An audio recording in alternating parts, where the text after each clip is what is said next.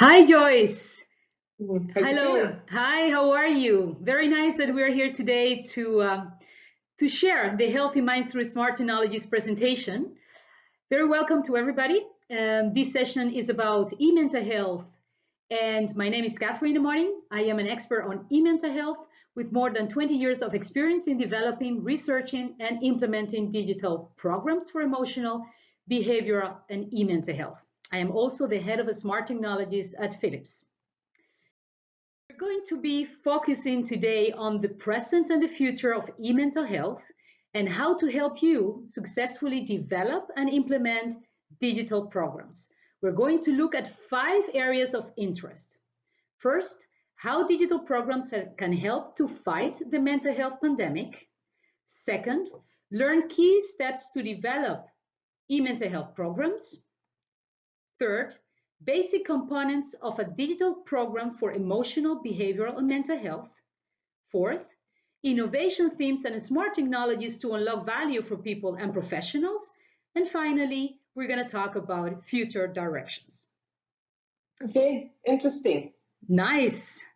So let's start with the real problem. So we've been dealing with mental health epidemic. Actually, we have a pandemic for many, many years. And only in Europe, 164 million persons are affected every year.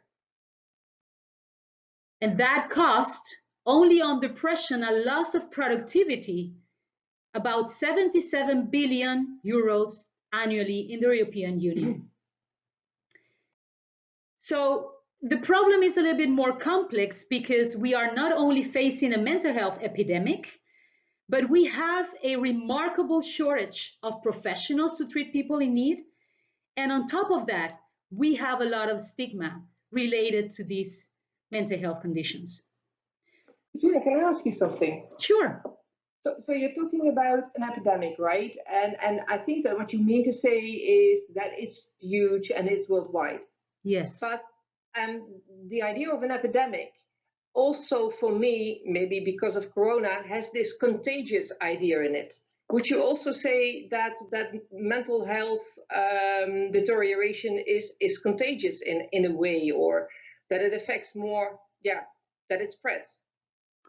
Yeah, well, actually, happiness is contagious indeed, and sadness can be. So yeah, it is. It has a component of that, and it has also a component of the scarcity of resources to treat it, and that's also part of the problem, right? When you are facing such a pandemic or an epidemic, you're looking at, well, how can we treat that people? So in the case of the current situation that we're facing, we have a problem because we still do not have a vaccination for the problem we have.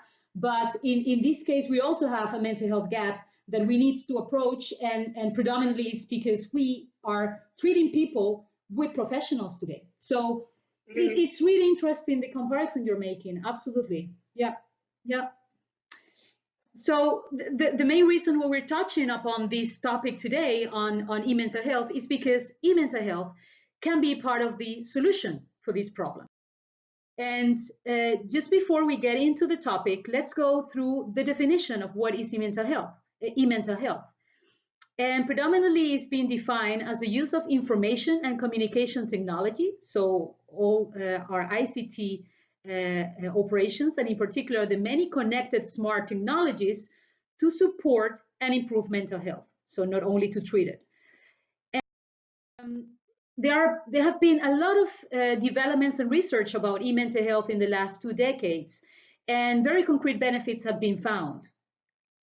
So first of all, the interventions can be designed, so these digital programs can be designed in accordance with the best available evidence, which is of course very convenient. A lot of the e-therapy may be helpful for patients that otherwise will be very hard to reach with mental health services, coming back to your previous point, right? So how can we create access to care? Well, digital channels are really hyper-emphasizing the possibility to reach these people. And these interventions can be delivered, again, through those channels, digital channels, on a broad scale via internet. But also, and let's also emphasize on that, via standalone computers in clinics, hospital, and primary care posts. So that is also sometimes called as hybrid care. So you have the combination, even if you have it on allocation, you put digital programs in there so that you can also help people with a hybrid care solution.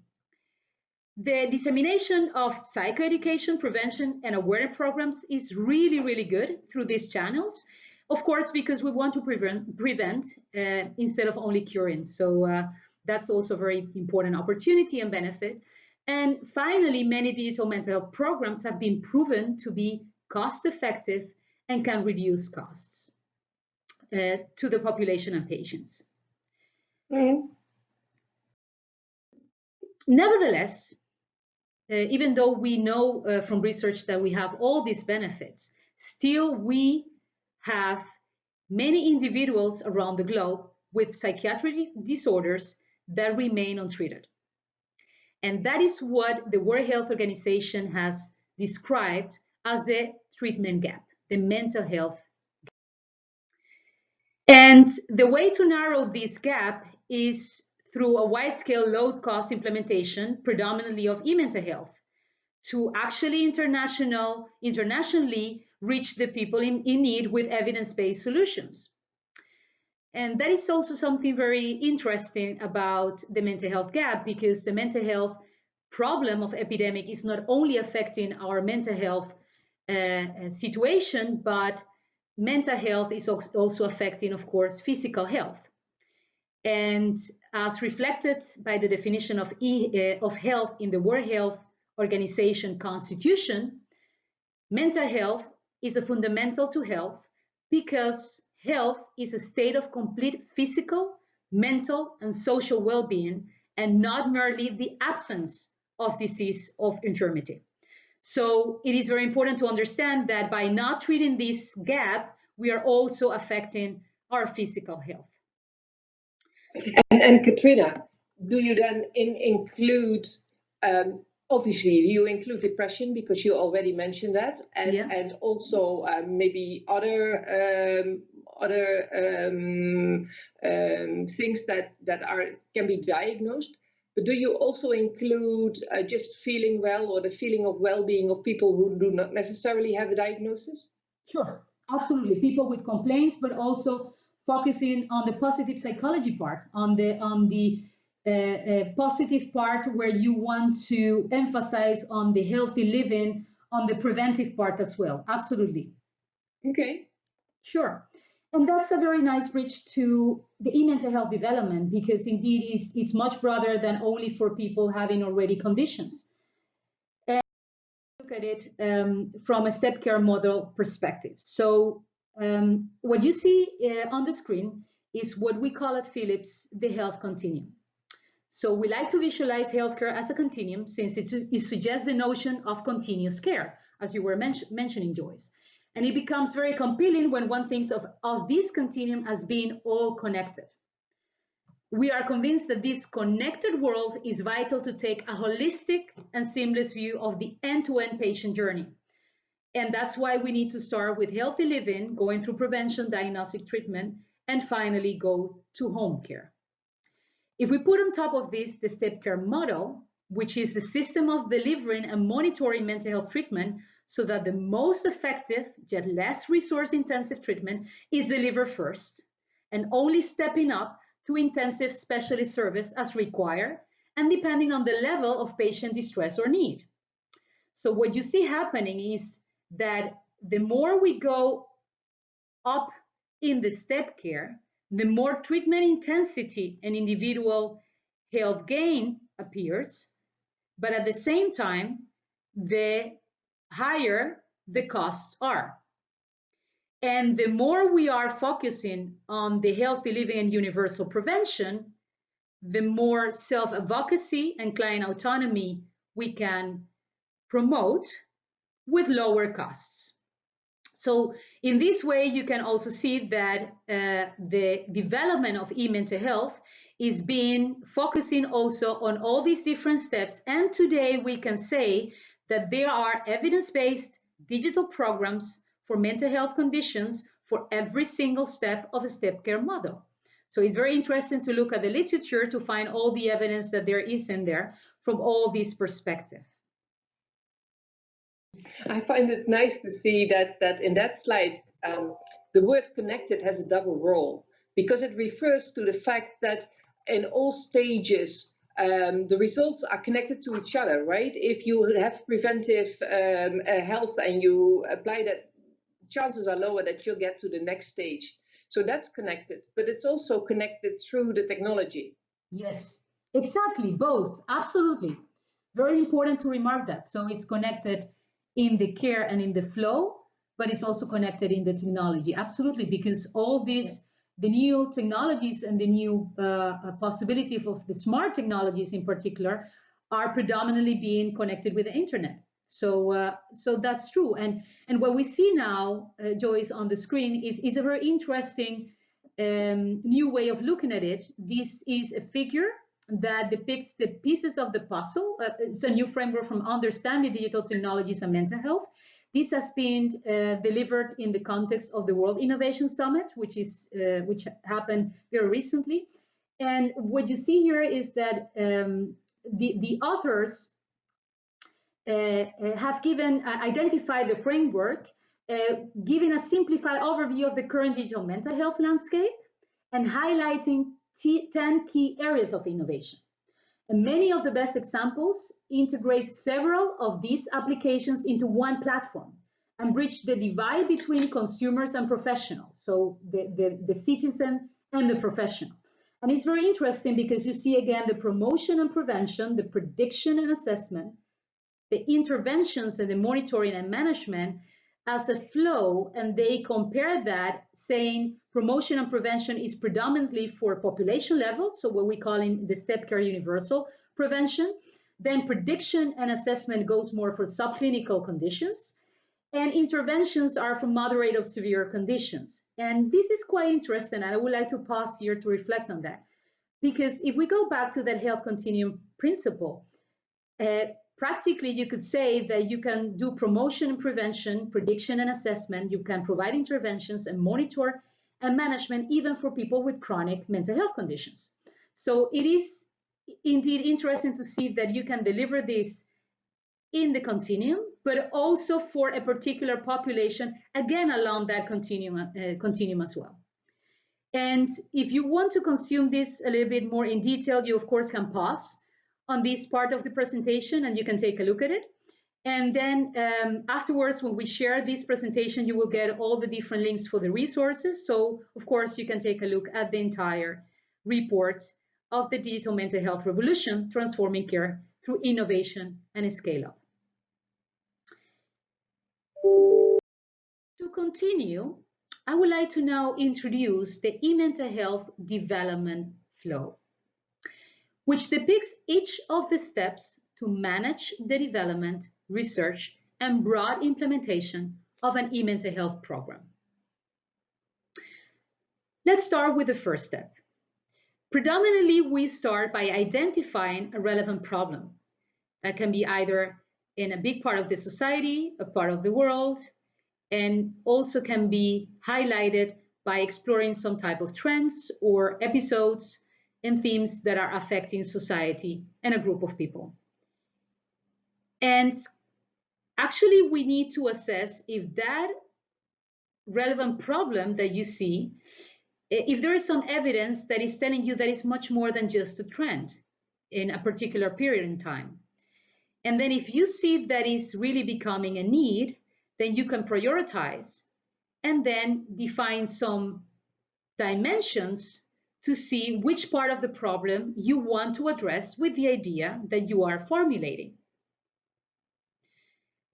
Then when you have that idea, for example, I want to help people to manage their problem with sleep or with stress by providing them an intervention through a mobile, for example, because you have seen in the trend that there is a lot of connected devices that are just in the hand of people so that you can provide them with real-time tips and tools right away.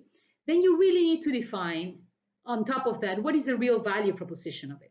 So a lot of people stop by thinking, oh, there is a problem. I have seen some evidence and I have a nice idea to link that with a particular technology. But you need to go much deeper. And you need to really understand what is the added value of delivering that for that particular problem to a particular population with that particular solution. And then if you do that, you define what we call the use case. And that use case needs to be in the context of an ecosystem of health. Otherwise, you cannot implement it in the future. And then you can articulate the solution and the impact of that solution. So if you are going to introduce that, what is the expected impact and the positive outcome? And then I would recommend you right away to present the idea to potential sponsors or relevant stakeholders to develop that proposition. Then if you have done that, then you can create the initial business case and the plan to build a demo of that solution, which is called the minimal viable product. And at the same time, you need to define how are you going to evaluate if that minimal viable product is efficient and effective. And therefore, you need to define the proof points and or the research design for this minimal viable product. What you see here is that we have a line that is defining a milestone. And that suggests that if you can develop that MVP and prove that your research design has been found effective, you may decide to continue with the next phase to develop an alpha version of that solution. And before you go into alpha, you need to go through what we call the seed stage. And then that is giving you the opportunity to detail out the concept, including, again, more depth, the business model, but also more details about the IT product selection. How do you integrate it? What is the marketing communication strategy, which is essential for your implementation? And then you can further develop a little bit better the MVP based on those successful proof points in the POC. Finally, then you create your alpha version, which is the solution that can be sold for the first time to users, to consumers, to the patients. And then you are treating this part of the evolution as if you were a startup. And if this first alpha version is well received and you have positive outcomes of your evaluation of the alpha, you may decide then to continue with a beta version to scale it up and to implement it broadly. And then what we call beta is a broader industrialization. It can be a pilot. You can decide still to keep it for a particular group, but still needs to be broader. And then you can plan the launch for that particular market or for that particular pilot to transfer to real business. So now is the time to really prove that you can be in the real world implementing this solution. And finally, of course, if that beta is successful, then you can collaborate with other business stakeholders to further validate the solution, because that's a continuous improvement that you do. You never stop evaluating, you never stop growing, you never stop adapting. And then you launch the innovation to a much broader group, which we call the scale phase. All that together, again, I want to emphasize that from the stage of the idea to the stage of the scale-up, you need to do continuous validation with your personas, with your target group. And of course, with the stakeholders in your ecosystem to be able to effectively implement the program. And just to summarize, you can see this whole process as the evolution going from a trend to a well-defined idea that is being proven with proof of concepts and a minimal viable product, which that has been eventually additionally developed with optional pilots to make your idea a mature first early growth stage to further make it to grow and to implement it at scale. So Katherina, you have experience with all these phases, right, in your career. Can you give an idea of how many people are involved in the green and the middle and the end phase generally, or what ranges are there? Yes, well, that's a very interesting question, Joyce. I've been involved in many different developments with large groups and small groups, both.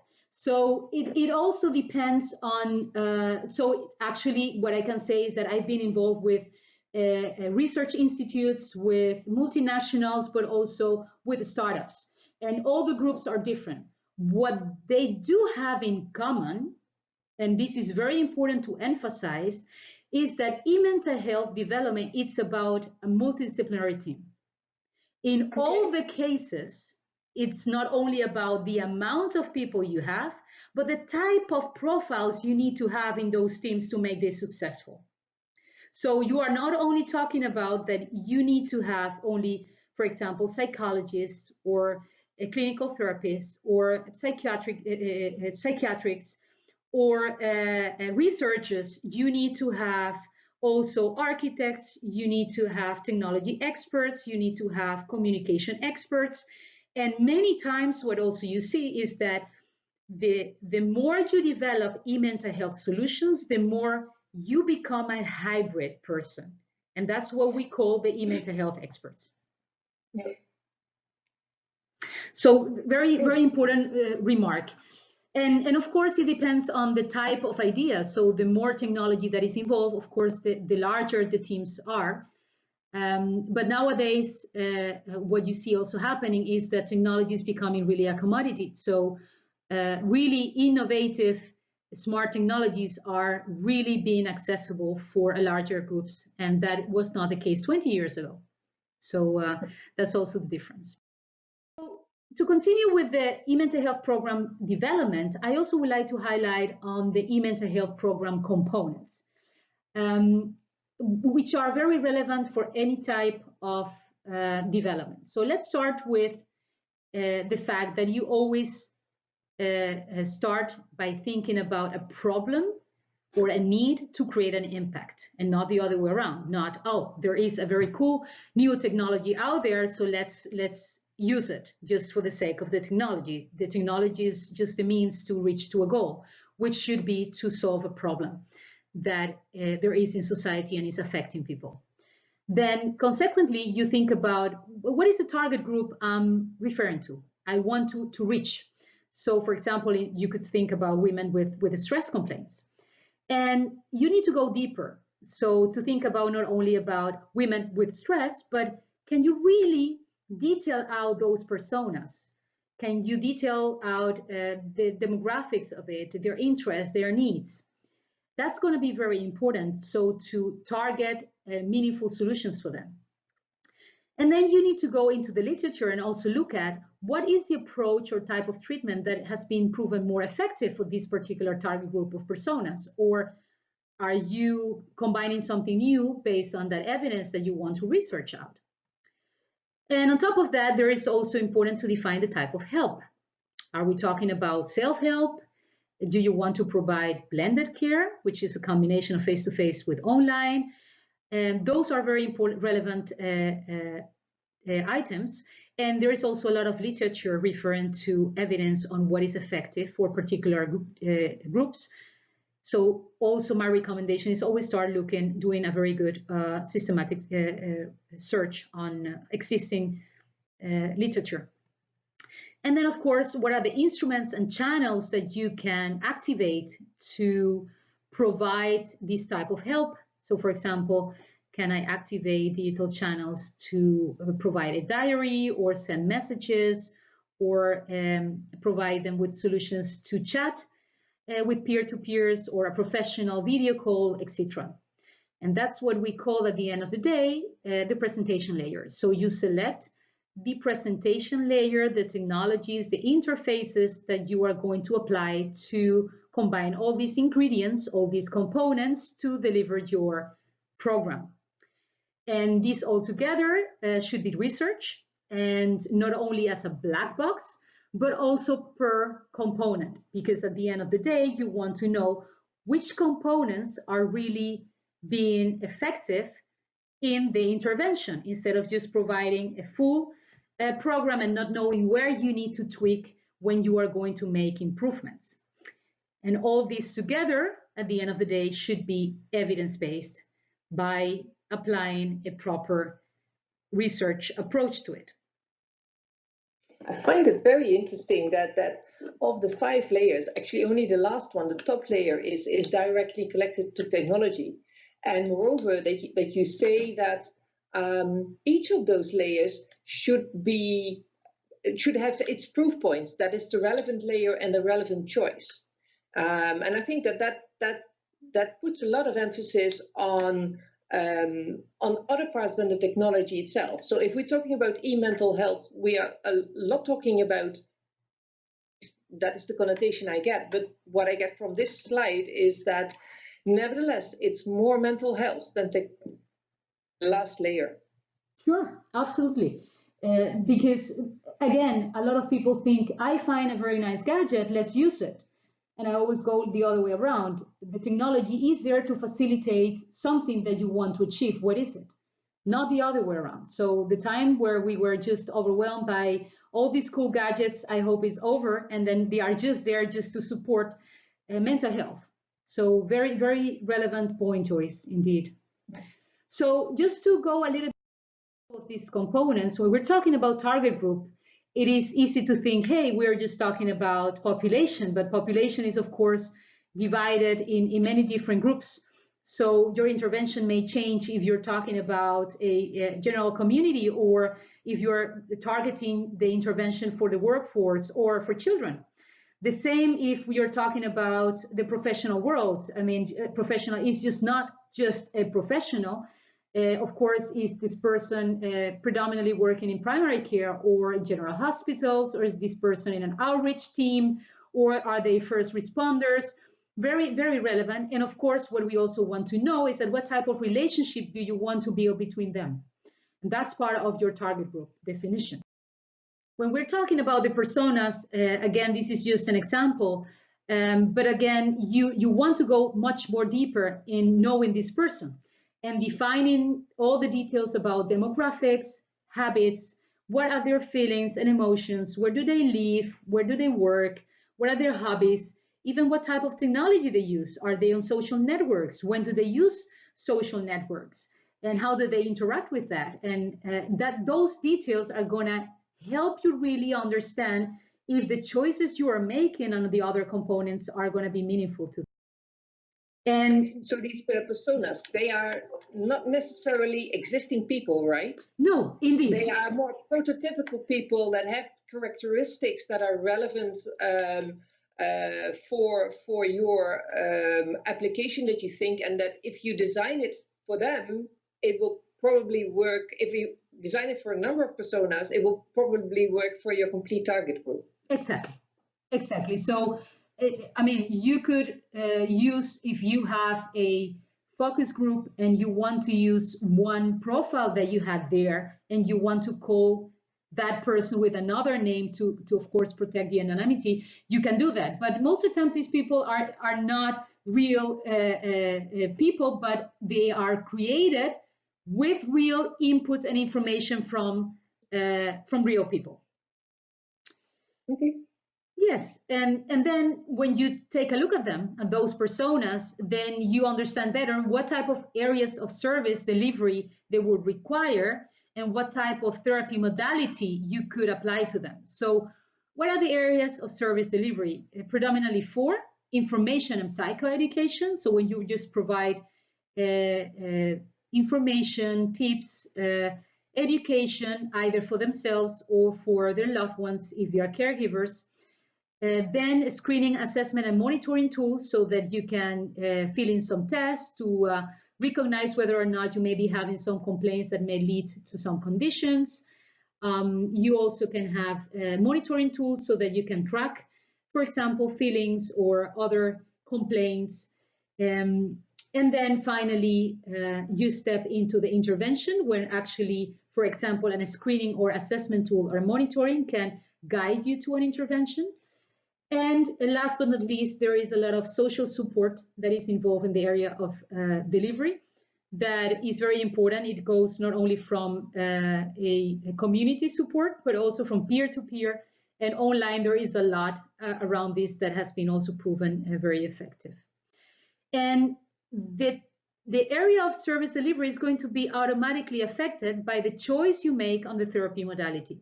So for example, you may choose CBT, cognitive behavioral therapy, or problem solving, or positive psychology, for example, depending again on your personas. And automatically the approach of your service delivery area is going to change. So for example, if you choose to provide a screening or monitoring tool by delivering a diary, electronic diary, and you want to expose after that a intervention based on CBT, the way you brief people to use that diary changes predominantly because of the type of modality. So I will tell you, for example, hey, you can fill in your diary and think about what type of emotions you were feeling and how those emotions were affecting the way you were behaving, for example.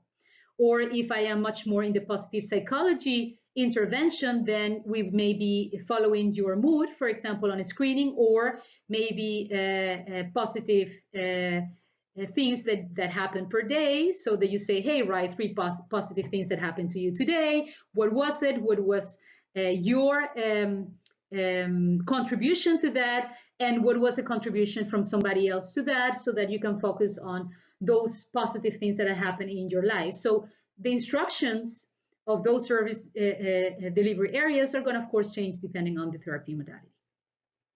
So what you're saying is that it depends on the therapy modality, but does that then also imply that it will be difficult to combine certain therapy modalities? In some cases, we see in many existing eMentalHealth interventions combinations. And most of the times you see CBT combined with some positive psychology principles, mindfulness, etc. So that's a very common combination, so that's possible. And then you can also combine them, and then the different parts of the service delivery areas can be also affected. So you may consider starting information and psychoeducation on more the positive psychology part, and then if you provide some screening instruments and then you figure out that there are some additional needs, you may include other type of therapy modalities in there. So you can make it as an evolution of the needs of the person. But then we need to structure the service delivery for that. Okay. Sure. And then the type of help, which is also very important, and it can be also combined. So you can start by providing self-help. So for example, as a mobile application with videos, with tools, with exercises that people can do on their own pace and time. It can be guided self-help. Guided self-help is, it can be the same as the self-help. The only addition is that you have the opportunity to reach out either to a virtual agent or a real human-generated help to help you through the intervention. So not with the content itself, but through the methodology and the progress of it. And finally, blended care is when you have the connection with a professional that is helping you with the intervention, is giving you part of the intervention as such. And that can be either online or offline, but that contact with this human-generated support is what make it blended. Some examples of the artificial intelligence generated self-help interventions is, for example, Simsei, which is a virtual human application that has been used to identify signals of depression and other mental health issues. And that is totally automated. It's a rendered image. And that in many cases, it has been found very effective because people open up easier to a virtual human than to a human. So in some cases, for some personas and some target groups, this type of virtual agents can be very effective. So this is a person with whom you can chat. and speak actually and have a Yes. conversation, and then the content of your part of the conversation is analyzed. Absolutely, yes. Wow. So, yes, absolutely. So, and this is just a artificial intelligence driven person, virtual person that is contacting you, but people feel that their privacy is more protected because they know they are not talking to a real person. So that's the background of it. But I will share also some interesting links to more research. But if you also Google to Simsei, you will find a lot of resources about her, but also about more virtual human applications out there. Yeah. It's really funny to see that she looks really realistic. On the other hand, it's still visible that she is not, and that might actually help. Exactly, exactly. Because you're reminded that this is not a real person. Exactly. So that's absolutely true. It's not because we don't have the technologies today to make her look human, because of course you can do that. But that's a nuance that is important, that is in there. Absolutely, good observation. Yes. Yeah. To go further, we are entering now in a very interesting part of this conversation, because we want to explore further how smart and emerging technologies really contribute to change behavior and also to deliver meaningful connected solutions, not only to treat people but also to help live healthier lifestyles, and also to prevent mental health complaints. And introduce you to this concept of user-centered experience-based design for e-mental health interventions. It's about the idea that experiences have a tremendous value and trigger emotions and rewire our brains. So we thought before, for many years, that our brains were static organs and preloaded with a very specific configuration. And a lot of research done by neuroscientists have proven us that our brains have the capacity to make new connections and to rewire themselves through experiences and create new neural networks in the brain.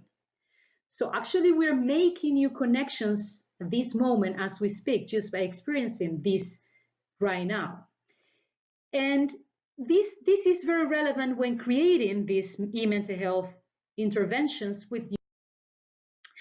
Because if we understand that our brain has two relevant parts, the rational one, the emotional one, the rational driving our thinking and the emotional driving our feelings, then it is funny to think that a lot of people believe that predominantly our thinking, our rational brain is determining our behavior. And the truth is the contrary. Our feelings and our emotional brain is predominantly driving our behavior. So the more we can touch that part of the brain by providing an experience that actually can help us rewire ourselves to become better for ourselves, the better. Components to deliver a very successful experience through technologies, where there are three predominantly elements. The experience needs to provide something that you really learn by doing it, so that you activate your brain and your body, and by doing it, you are learning faster. So think about when you learn how to ride a bike, for example. It would be extremely difficult to help somebody to learn how to ride a bike by giving a book. So the best thing to do it is just to jump into that bike and to feel what your body does with the balance and how you feel it and how you evolve making those skills yourself. So the learning by doing is very important. So what type of technologies are helping us to learn by activating ourselves? The other one, it is very relevant that is coming, that learning moment to change behavior is coming in the moment I need it. So we are learning here a lot of stuff, and hopefully this is going to help you to become very better professionals. But it would be even better when you are in a particular situation and then you think, hey, now I need to know this, and then you get it. So think about all these technologies that sends you reminders, or for example, that provides you with feedback when you notice something. So another example, imagine that you have your mobile phone and you have a wonderful application that you have given permission to follow your location, and then the mobile recognizes that you're entering home, and I have determined that when I enter home, before I just, just to close my working day, I want to have a reflection or a meditation of 1 minute. And that application automatically, based on that location, just in time where you're entering your home, is giving you that intervention. That is going to be more meaningful to you if that is what you are needing. And last but not least, it needs to be tailored to your needs. So that combination of just in time with what is relevant to me is very important. So if I am not only trying to have that meditation at the moment I'm arriving at home, but if the intervention will know that, for example, I'm pregnant, that would make maybe a difference in the way you provide the content to me. And then you can have a different type of visualization or a different type of technique for that. So these components make that moment so meaningful and such an experience that can actually trigger better my emotional brain, and therefore having a higher possibility that my behavior is going to be changed in a better way. So there is a lot of evidence about what I've been just talking about. And not only evidence, but also there is a lot of research about the cost effectiveness of these interventions, making use of all these technologies providing these experiences, from PC-based, browser-based, mobile, VR, virtual reality, augmented reality interventions. A lot. But I want to walk you through a lot of new smart technologies that even are going to have much more impact in the near future and in the long term for the development of mental health intervention. So we just talked about the connected things. So the fact that our mobile phones are connected, that we can have, for example, the location tracked by the mobile phone. So that's something that, of course, is in our Horizon 1 and is making really a deep change in the way we provide these interventions. Extended reality has become extremely important. And I'm going to show you afterwards a couple of examples of virtual reality that automatically overrules by any means your rational brain and really make people react in a very emotional way and change really behavior in a very in a way that had never happened before. So I'm going to show you a couple of examples. But I want also to emphasize on conversational platforms and the opportunity that all these intelligent speakers, the Siris, the Alexas, the Googles of this world that are recognizing voice instead of only having an interface to type with a technology is very, very important. And predominantly because for many years, we've been developing mental health interventions in a very written way, so delivering information on screens, and leaving aside also a population that maybe has less cognitive possibilities to digest all that information. So these new conversational platforms are allowing us to just talk to a machine or to a computer and then interact in an easier way. In terms of privacy, you may heard that a lot of new researches are revolving around the fact of decentralizing data and making data owned by people by applying blockchain technologies. That's also going to be a very interesting topic in the future. But also the connectivity of the things is going to be evolving more and more to your home. And you are going to see that homes, infrastructure, schools, workplaces, hospitals, the city is going to be connected also in a very different way. And that gives, of course, provides a lot of opportunities, also a lot of challenges, of course, in every single new technology. We have a lot of challenges, but also a lot of opportunities to provide enormous amount of data, because 5G is out there, is going to give us really a boost in the exchange of data. And that is going to allow also to collect so much data that we will be able to track and to create digital twins, not only of processes in the manufacturing area, but also from behavior of people, so that you could have a digital twin of your body, but also from a behavioral way, and then learn from that, and therefore tailor more the interventions. So this is just a quick overview to give you a glance of what are we talking about when we're talking about the exponential growth of technologies that are going to be supporting behavior change through experiences.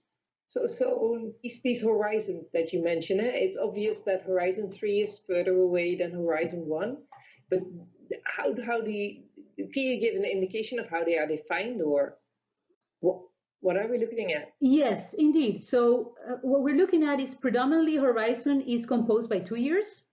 So if we take a look at this, we're talking about in a future of 2026.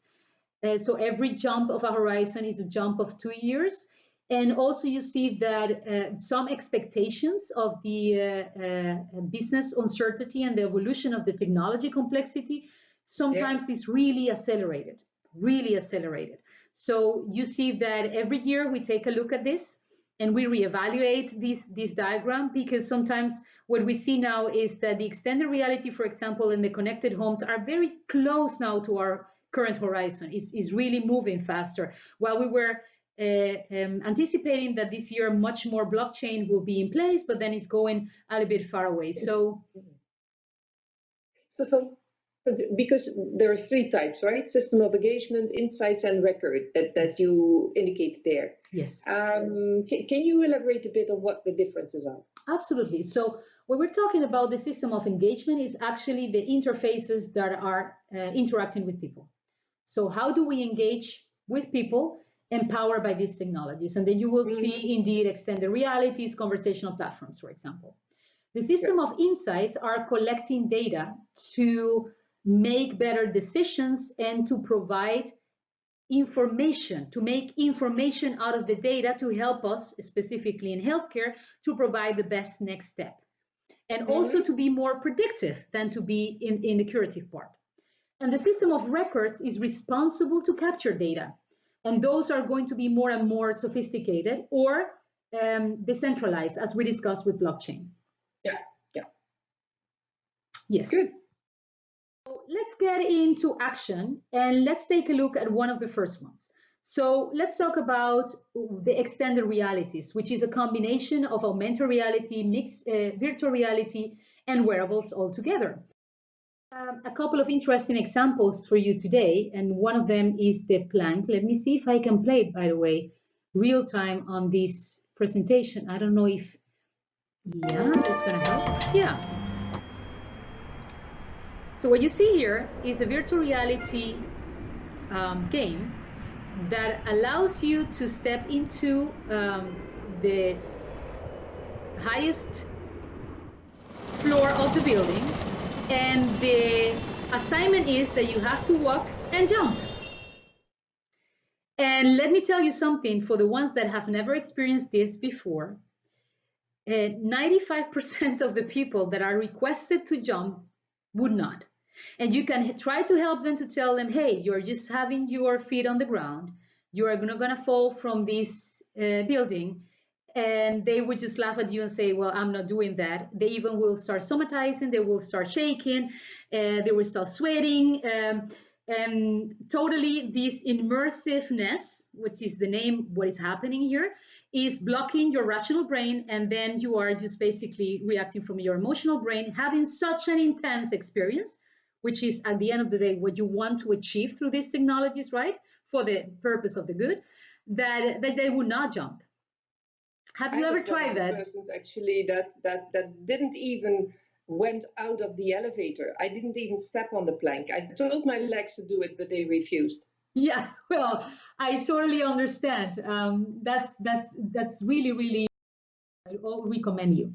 And this next one is really actually a combination of augmented reality with virtual reality, and it is providing also just-in-time program for students and also some health interventions. Let's take a look at it.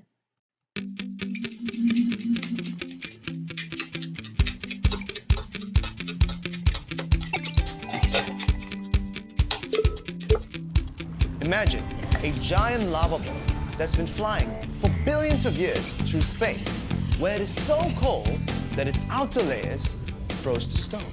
But the core remained as hot as the surface of the sun. That is our planet, Earth. Can anybody tell me how old our planet is? It is said that the Earth is 4.5 billion years old, sir. That's right.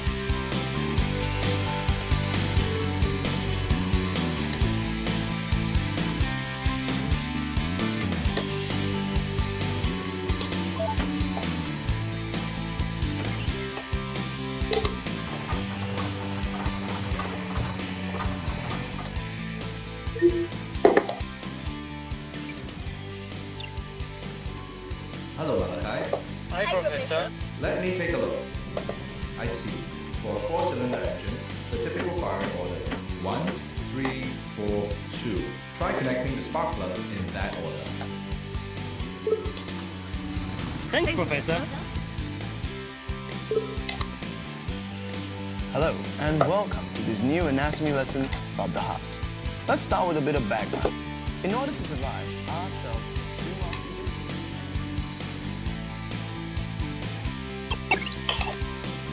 Hello, and welcome to this new anatomy lesson about the heart. The coronary blood vessels that you can see here, blue for veins and red for arteries, are part of the systemic blood flow. And that's precisely what makes our heart beat.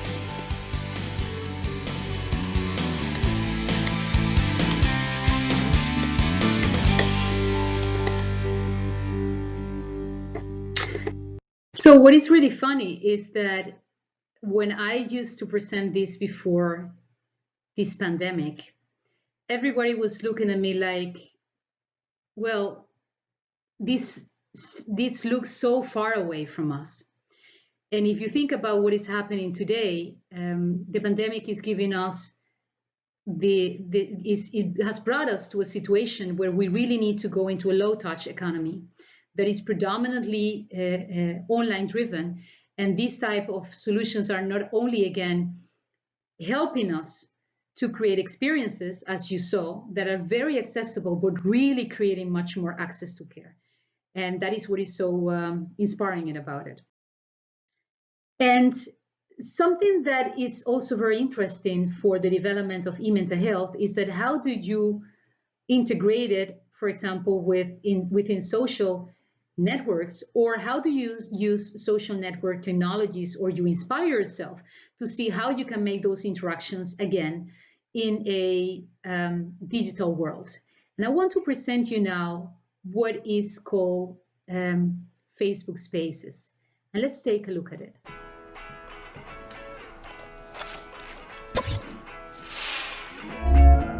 Hey sis. Hey Jack, are you all excited for our trip? Yeah, and look what I found. This is so cool. Is this the same spot we're going to? I hope so. And look, I think that's where we're taking the boat tour. Oh, I love it. Look, I'm gonna go chat with Melissa, but you're setting up the party room, right? Yeah, I got it. Great, see you later, Jack. All right, see you later. Bye. Hey girl, guess what? What? I got the apartment. Wow, nice. Look at your balcony. I know, it's amazing. No roommates. I have it all planned out. The lucky blue couch. Yes. This table with this floor. Perfect.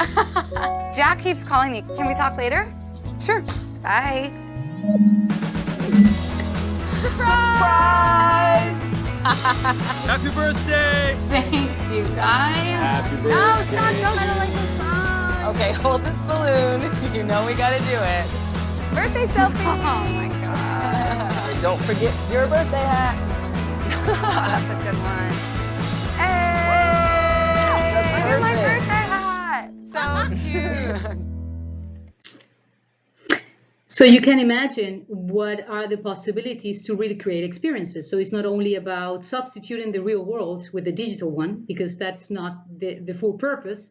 And we are all craving to go out there and to interact with real people in our real life situations. So that's not it. What it is about, if we want to create more access to care and use these digital channels, instead of just reading a lot of information on a written page or on an app, imagine all the type of possibilities that you can provide by creating these engaging interfaces. That's the purpose.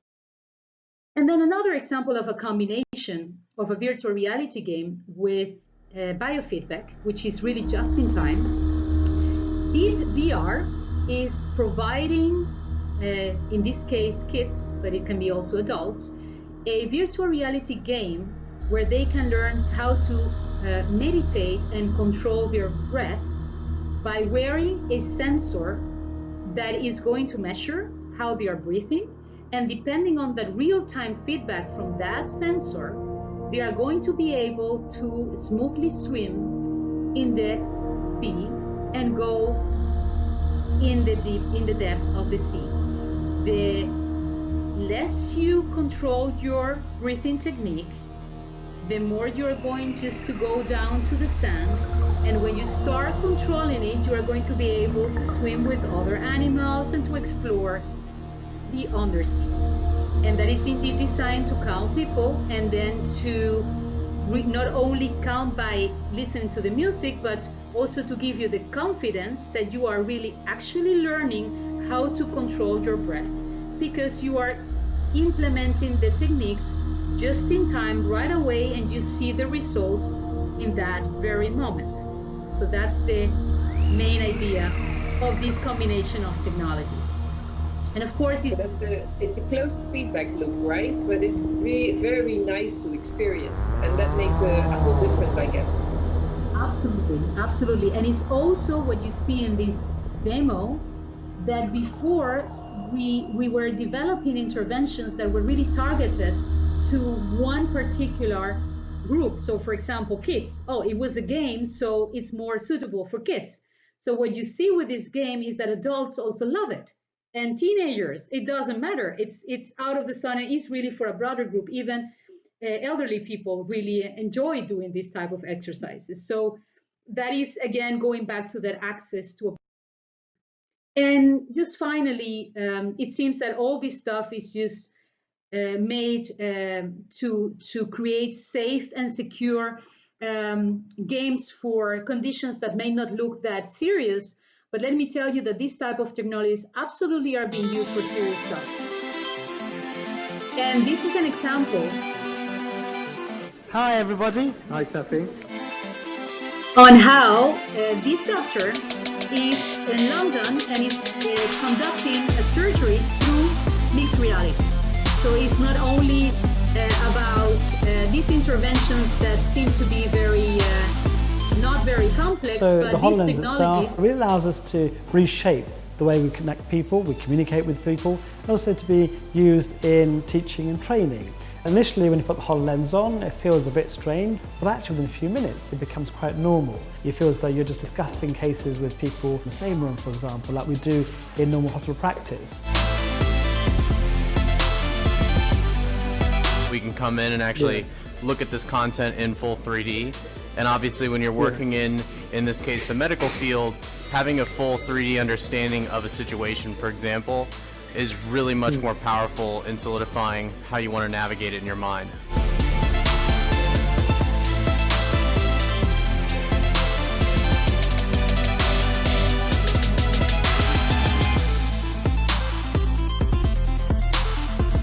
The pace of change is remarkable. Technology is really shaping and changing the way we provide healthcare very quickly.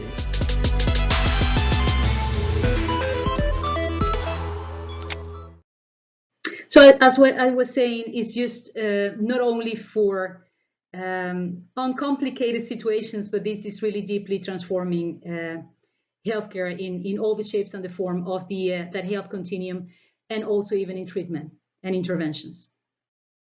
So to wrap up with voice assistants, we were discussing about that before, and the importance of utilizing these smart speakers to have different type of interaction, and that a type of interaction that is emphasizing again on the just-in-time component that we were discussing before, so that we make the interventions more accessible for all people, regardless their socioeconomic status or their cognitive possibilities. But also it's very appealing to provide tips, psychoeducation to support patients, for example, at home with medication adherence, to provide reminders, but also to engage in blended care so that you don't have to be only in front of a computer or in front of a screen, so that to be able to interact with a human-generated or a guided self-help intervention. So let's take a look at into the future directions. It might look that what we did before was that, but we're going a little bit further. And I want to highlight that there is this law called Amara's Law that actually explains and depicts the impact of technology changes and how humans think about it. And most of the times, this is the way we think. The blue line is how human thinks about technology evolution. And the amber line, the yellow line, is showing how technology is actually evolving. And we tend to overestimate the short-term impact of technologies and underestimate the long-term of it. So keep that in mind when you are developing this type. And think about it. The near future is also telling us that hopefully this type of interventions will be just out there in the drugstore, and you will be able to download as you buy a physical medical product, or you buy a self-help book. And back in 2018 in the United States, the first approved prescription app for substance abuse was there by the FDA, approved by the FDA. So now you see that that reality, that future direction is becoming much more closer than what we thought. Another important evolution that we see is that before we were concentrating most of the times to create interventions that were suitable to fit one size. And actually we know today that the more we tailor, the better. So that tailor is possible because we have much more data. And what Stanford has defined as precision health is actually the application of all these data to be able to anticipate on what are the possible complaints that you have, and instead of just emphasizing on the cure of a disease or a condition, just to emphasize on preventing that and using all that big data and all the analytics and all the intelligence that we can have to tailor health and to tailor precision health. I really like that idea also because the health, also from the preventive aspect, right? That it's not health only after you've contracted the disease or a problem, but it's also in keeping you vital and making the chances better that you won't run into these problems. And even that can be precisely tailored to your circumstances. Absolutely, absolutely. And that all started, you know, you can start doing that in many different ways.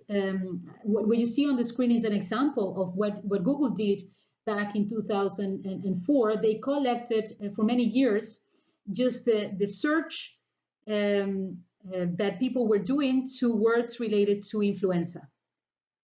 And they mapped those search results and to a prediction of the more people were searching for words related to influenza, the higher the opportunity that a flu break was going to come into a particular country. They did it for many, many countries in the world.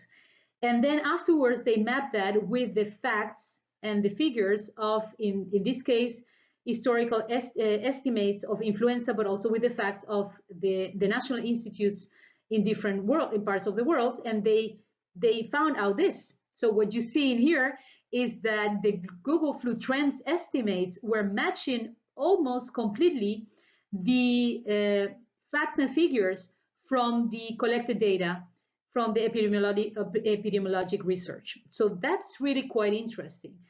And that is also giving us the opportunity to explore more and more the potential of artificial intelligence and machine learning. So the more data we can collect to track the past, the more we assess the present, the better we can forecast the future. So the reason why we have here the DeLorean of Back to the Future movie is because, and we have Sophia, the first robot, artificial intelligence-based robot of the world, is because in order to achieve this, you have to be in these 3 parallel timelines constantly to manage to create the best precision health and to make the best tailoring. It's interesting, right? Because in artificial intelligence, especially machine learning, we are sometimes talking about this and that parameters able to predict something that is important. And then often we mean predict at the same time, so that the input parameters reflect the output parameter that you cannot easily measure. But what you're actually saying is that type of prediction is not the only type of prediction that is important, but that actually forecasting what will happen in the future is important. And I can imagine that, because that gives you a way to intervene and to prevent. Absolutely, absolutely. Very good reflection. And then you see companies such as Urban, who have developed what they call a PAI, your PI, which is your personal artificial intelligence engine that can capture a picture of you, create an avatar from yourself, and by an intelligent algorithm, by reading a particular text, capturing your voice and capturing your intonation, and create a virtual human of you. And these can be used not only for the use cases that I showed before on the support of guided self-help, but for many other purposes to provide a more appealing conversation with or an interaction with humans through this type of technology. So also take a look at it online. This is a very interesting development. And all these together should allow us to be even also more effective in the way we do research.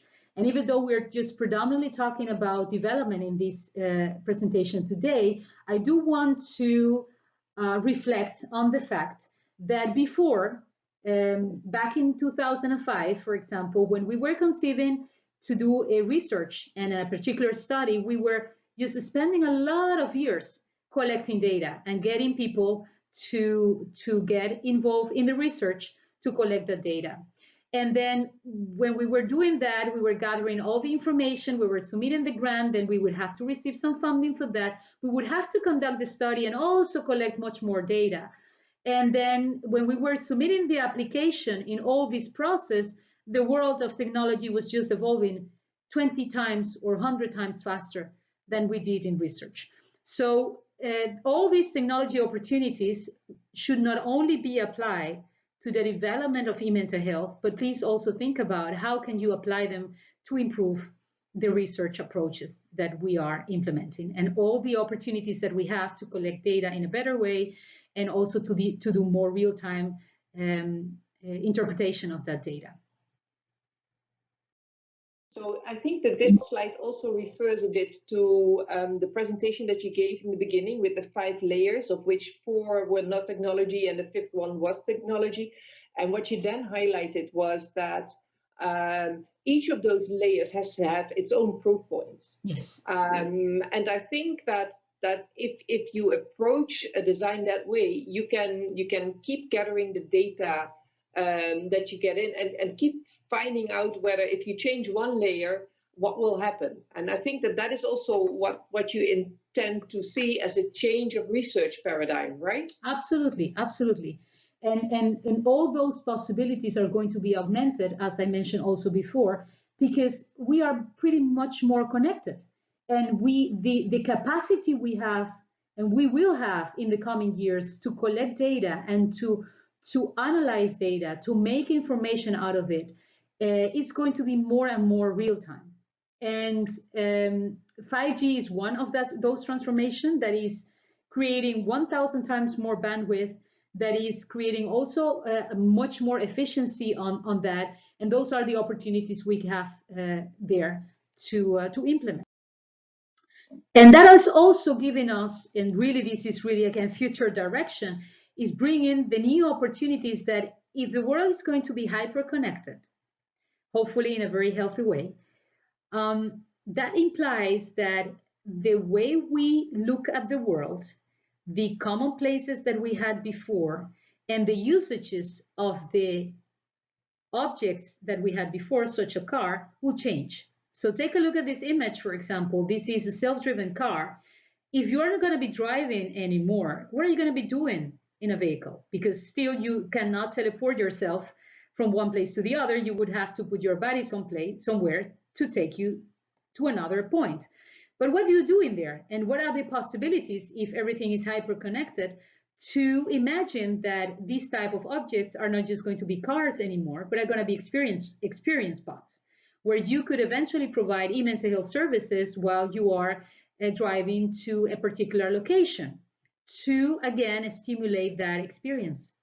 So therefore, the connectivity is going to amplify the world and is also going to change the usage of the previous usage of the previous objects that were there. And I would like to wrap up with this summary slide, saying that everything that you have heard today is directed to create an augmented precision health that is going to be predominantly based on artificial intelligence and machine learning, and is going to be providing experiences to change behavior in a positive way, to provide interventions that are just in time, meaningful, because you're going to be hyper personalized. And all this together is going to be a radical change for an economy and a world that has been dramatically changed by the current episodes of the pandemic, that is going to learn much more about what it means to be a low-touch economy, what it means to optimize digital channels so that our face-to-face interactions are going to be more efficient and are going to be driving health to people in need. And start thinking about it. Doug Hawk, the founder and former CEO of Visa, said, "The problem is never how to get new innovative thoughts into your mind, but how to get old ones out." And I would like to close with a proverb that is not Dutch, even though we are forecasting this today from the Netherlands. It is actually a Chinese proverb that says that when the winds of change are blowing, some people build shelters and others build windmills. So I hope you all get inspired not to get in the shelters, but to go out there and change the world for the better. Thank you very much. Thank you very much, Katherina. It was a very enjoyable presentation. Thank you for providing our students with the basics of eMental healthcare, and also for providing them with a vision and an assignment for the future. We've really enjoyed it. Thank you. Thank you so much. Bye-bye.